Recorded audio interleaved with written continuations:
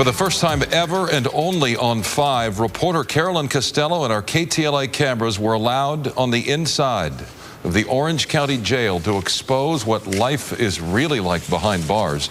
Carolyn joins me now to explain why she was booked by deputies. KTLA Special Investigation. Quite a night for you. Yeah, can you believe I did it by choice? Crazy, No. right? Certainly an experience I will never forget. I took on the life of an inmate at the Orange County Jail to see what it is really like to lose your freedom and survive in lockdown. I'm going to be treated like everybody else, just an inmate, someone who did something wrong, gets handcuffed and gets locked up. Turn around, separate your feet. Midnight, the chilling experience begins with my arrest. Place your hands behind your back like you're clapping. A stern and unsympathetic deputy cuffs me and walks me inside what's called the Loop at the Orange County Jail. It's the place where every suspect goes to be processed and where many accused of violent crimes stay to do time or await trial. Go inside, go to your left. Our first stop, a triage area. Nurses examine me and ask a series of questions. Am I on drugs? Am I suicidal? 12:30 a.m., a humiliating head-to-toe search. Face face forward. Do you have anything sharp on you? I'm frisked, poked, and prodded, my pockets emptied. Okay, when I take the handcuffs off, I need you to keep your hands behind your back. Do you understand? Yes. Take off your socks. Turn them inside out. Do not shake them or flick them. Okay, let me see the bottom of your feet. Let me see inside your belly button. Open your mouth real wide. Roll your tongue back so I can see underneath it. Take your pinky, soak them in your cheeks. Pull your cheeks out.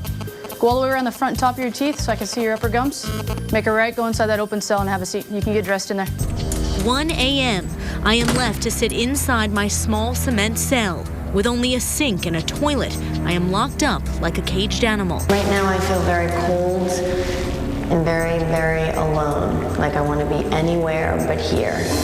I'm kept isolated from other inmates because deputies fear for my safety. I can't imagine spending weeks or months or years in a place like this. As I look through the bulletproof glass walls, I can see other arrested women trying to sleep. Men on the other side of the loop lying down on the cold cement floors and benches, using toilet paper rolls as pillows.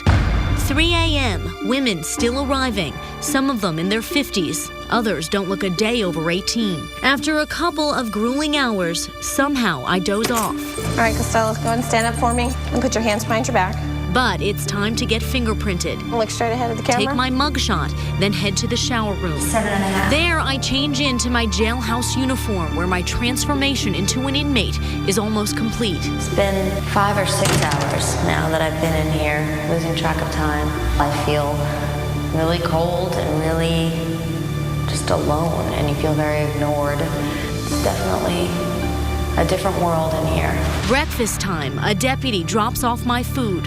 I'm given just 10 seconds to grab it off the floor. A carton of fat-free milk, 4 slices of bread, some processed meat, it looks like bologna, carrots that do not look very good, and 2 cookies.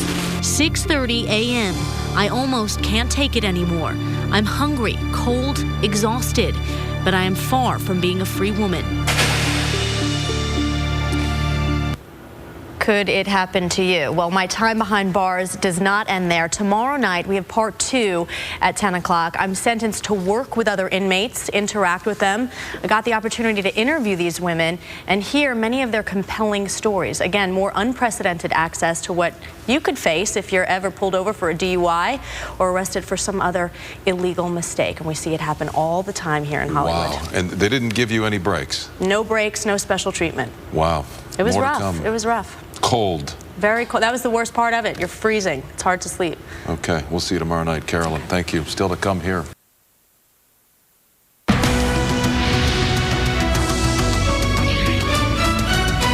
Sent to the slammer and sentenced to work. A special inside look at life behind bars. We showed you last night how KTLA reporter Carolyn Costello and our cameras were allowed inside the Orange County Jail to expose what life is really like behind bars.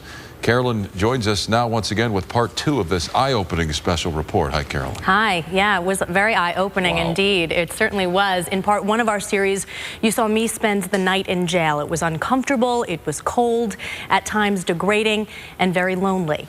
In tonight's part 2, we meet women who were in there for real, doing hard time for things like drunk driving, drug use, and prostitution.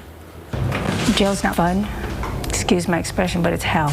It's no good. It's just a bad drug, and it will destroy your life. The feeling is like, oh no, like you just want to die pretty much.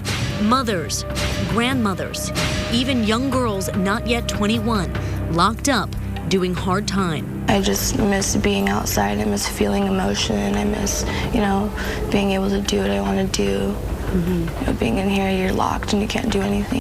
Never before the James Music Jail facility in Santa Ana allowing cameras beyond the barbed wire fences and inside the Orange County Correctional Facility. But before they end up here, Follow the red line to your left. all inmates go through something called the Loop in the main Orange County Jail. Everybody goes through there. That's where I spent one isolated, cold, and horrifying night.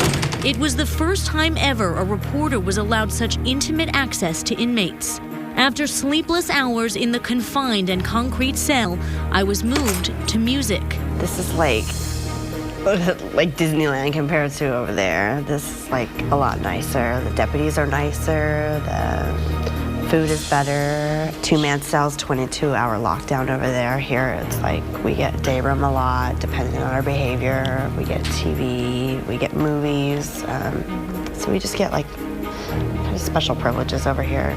What I discovered in this profound KTLA exclusive, most of the incarcerated are locked up here due to a dangerous addiction to drugs. I'm here on a heroin charge. I'm here on my 3rd probation violation. I'm here for my 3rd violation, using drugs. My choice of drug is meth, Heroin. Cocaine. Weed. I stepped into the shoes of a criminal. Toothpaste, socks, and a comb. Ordered to perform the same jail duties. Like that? Or just swallow her? Yeah. Even earned the trust of these convicted women, while some offered to confess their guilty past. I have 4 children. I have a 23-year-old daughter that tells me, Mom, whenever you're ready, to stop doing your drugs, because I want to have babies, but I don't want